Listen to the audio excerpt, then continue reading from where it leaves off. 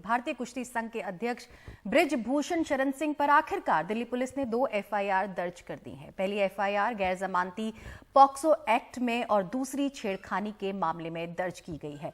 इससे पहले शुक्रवार को सुप्रीम कोर्ट में दिल्ली पुलिस ने कहा था कि वो उनके खिलाफ एफआईआर दर्ज करेगी। हालांकि बृजभूषण शरण सिंह ने कहा कि उन्होंने किसी के साथ गलत नहीं किया है, जांच में पूरी मदद करूंगा, न्यायपालिका से बड़ा कोई नहीं है, मुझे इंसाफ मिलेगा। बृजभूषण शरण सिंह पर 7 महिला पहलवानों ने यौन उत्पीड़न का आरोप लगाया है। उनकी गिरफ्तारी और पद से हटाने की मांग को लेकर नामी गिरामी पहलवान जंतर मंतर पर धरने पर बैठे हैं। शुक्रवार को पहलवानों ने कहा कि वो सुप्रीम कोर्ट के फैसले का स्वागत करते हैं, लेकिन दिल्ली पुलिस पर उन्हें भरोसा नहीं है, इसलिए धरना प्रदर्शन जारी रहेगा।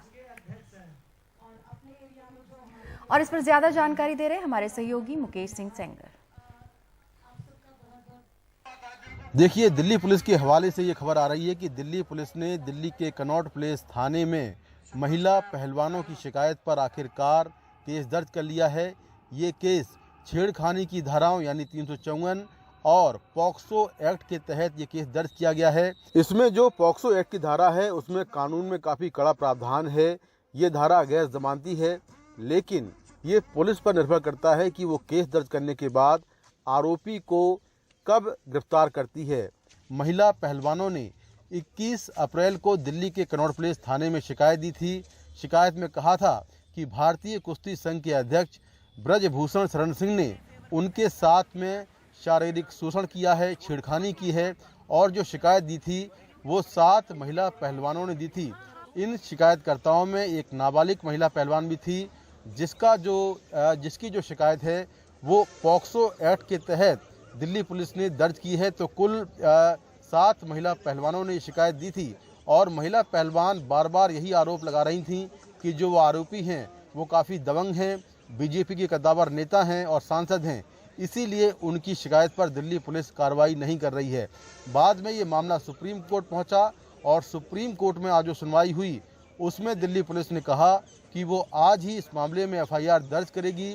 महिला पहलवानों की शिकायत को एग्जामिन कर लिया गया है और उसके बाद दिल्ली पुलिस ने आखिरकार ये मामला दर्ज कर लिया है। तो बृजभूषण शरण सिंह जो हैं वो इस केस में आरोपी हैं। अब उनके खिलाफ दिल्ली पुलिस जांच करेगी और जांच में क्या कुछ सबूत जो है इकट्ठा करेगी, क्योंकि जो शिकायतें हैं उनमें जिन घटनाओं का जिक्र किया गया है वो घटनाएं 2012 से लेकर 2022 तक की घटनाएं हैं, यानी कि करीब 10 साल पहले की घटनाओं का जिक्र इन एफआईआर में है। तो जो दिल्ली पुलिस है वो उसको जो शिकायतें मिली हैं उन शिकायतों पर दिल्ली पुलिस जो महिला पहलवान हैं उनका जो स्टेटमेंट है वो रिकॉर्ड करेगी। दरअसल जांच में अगर सबूत आते हैं तभी पुलिस आरोपी को गिरफ्तार करती है, लेकिन इस मामले में जो आरोपी हैं वो काफ़ी प्रभावशाली हैं। तो ये देखना होगा कि पुलिस के पास इस शिकायत में क्या कुछ सबूत मिलते हैं और पुलिस कब आरोपी को गिरफ्तार करती है। जो शिकायतें हुई हैं वो शिकायतें 2012 से लेकर 2022 तक की हैं। तो ऐसे में पुलिस के पास क्या कुछ एविडेंस होते हैं, उस पर वो क्या कार्रवाई करती है, ये देखना होगा। वहीं दिन भर के घटनाक्रम पर हमारी खास रिपोर्ट देखिए। जंतर मंतर में धरने पर बैठे पहलवानों को पिछले कई दिन से सुप्रीम कोर्ट में सुनवाई का इंतजार था। कुश्ती संघ के अध्यक्ष बृजभूषण शरण सिंह के खिलाफ 7 महिला पहलवानों की गंभीर शिकायत के बावजूद दिल्ली पुलिस उनकी एफआईआर दर्ज नहीं कर रही थी। सुप्रीम कोर्ट में सुनवाई शुरू होते ही पुलिस ने कहा कि वो आज ही बृजभूषण शरण सिंह के खिलाफ एफआईआर दर्ज करेगी। सुप्रीम कोर्ट ने दिल्ली पुलिस की इस मांग को ठुकरा दिया कि अब मामले को बंद कर देना चाहिए। कोर्ट ने कहा कि वो केस की मॉनिटरिंग नहीं कर रहा है, लेकिन सुनवाई बंद नहीं होगी। इसका मतलब साफ है कि सुप्रीम कोर्ट ने अभी एक्शन लाइव रखा है और पुलिस की मुश्किलें कम नहीं हुई हैं। ये दूसरी बार है जब पहलवान अपनी शिकायतों के साथ जंतर मंतर पर धरने पर बैठे हैं। वहीं उनका अभ्यास भी चल रहा है। ये उनके धरने का 6वां दिन था। सुप्रीम कोर्ट में दिल्ली पुलिस के रुख की खबर मिलते ही जंतर मंतर का माहौल कुछ बदल गया। खिलाड़ी अब भी धरने पर बैठे हुए हैं और ये मामला देश की सर्वोच्च अदालत में है, लेकिन सबसे ज्यादा नुकसान खेल और उसकी साख को पहुंच रहा है। हालांकि धरने पर बैठे पहलवान इतने भर से संतुष्ट नहीं हैं। उनका कहना है कि कुश्ती संघ के अध्यक्ष को गिरफ्तार किया जाए। ब्रजभूषण शरण सिंह हटे तभी आप हटे नहीं सर, गिरफ्तार हो। उन्होंने जो लड़कियों के साथ में गलत किया है, शोषण किया है, उसकी सजा उनको मिले, गिरफ्तार हो, उसके बाद में निष्पक्ष जांच हो, वो हम चाहते हैं। हम नॉर्मल इंसान हैं, वो भी एक नॉर्मल इंसान हो, उसके बाद में दूध का दूध पानी का पानी होने दीजिए। इस बीच पहलवानों के समर्थन में खेलों की दुनिया के कई बड़े दिग्गज खड़े हो गए हैं। नीरज चोपड़ा, अभिनव बिंद्रा, कपिल देव, रानी रामपाल और वीरेंद्र सहवाग ने इनके लिए अपना समर्थन जताया। खेल मंत्री अनुराग ठाकुर ने कहा कि पहलवानों की शिकायत पर बनी कमेटी की सिफारिशों पर काम हो रहा है। सारे कदम उसी दिशा में है, एक प्रक्रिया है और प्रक्रिया जब कमेटी की रिपोर्ट आई उसके बाद जो जो कदम उठाने उस दिशा में कदम उठा रहे हैं।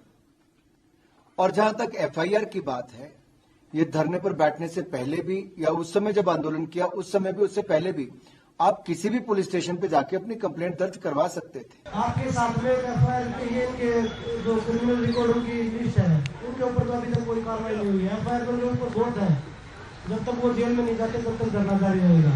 अनुराग ठाकुर जी ने हमारे फोन ही नहीं उठाए, कहाँ जाते हैं? उनके अधिकारी बोल रहे थे कि साहब अभी बिजी हैं। हमने तो बहुत बार ट्राई किया उनको कॉल करने के लिए, उन्होंने बोल रहे कि हम 12 घंटे खिलाड़ियों से मिले थे। उनको पूछिए 12 घंटे में आप कितने मिनट खिलाड़ियों से मिले थे? अगर हम टोटल टाइम निकालें तो 12 मिनट मिले होंगे वो खिलाड़ियों से। ब्रजभूषण शरण सिंह बीजेपी के सांसद हैं। अपने इलाके में उनकी राजनीतिक पैठ मानी जाती है।